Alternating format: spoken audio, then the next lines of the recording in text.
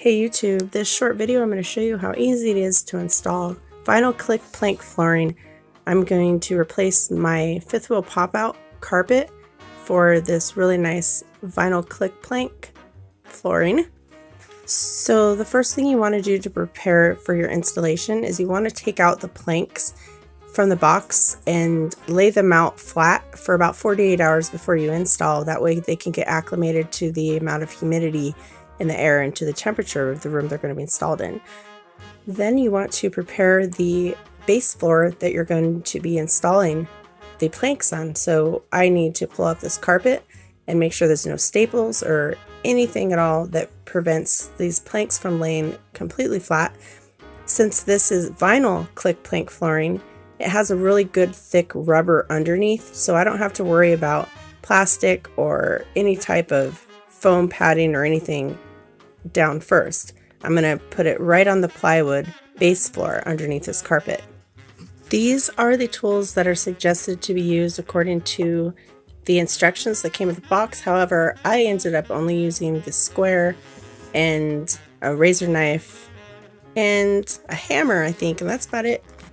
So you want to start with the tongue of the planks facing away from you and the groove facing towards you, like shown here. You want to start from left to right and just go as many full planks without cutting that you can for the first row. And the next row, row 2, you will click the planks in together like the image shown here by having the second plank raised up at about a 45-degree angle or so.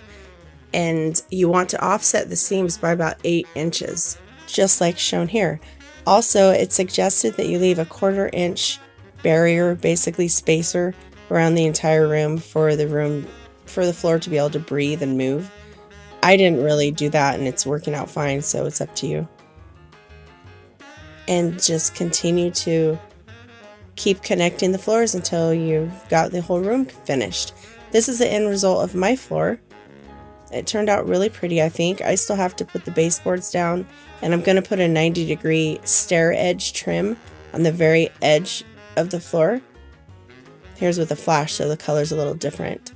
But, and now this picture shows I was putting the furniture back, and I had that one cut to make right there.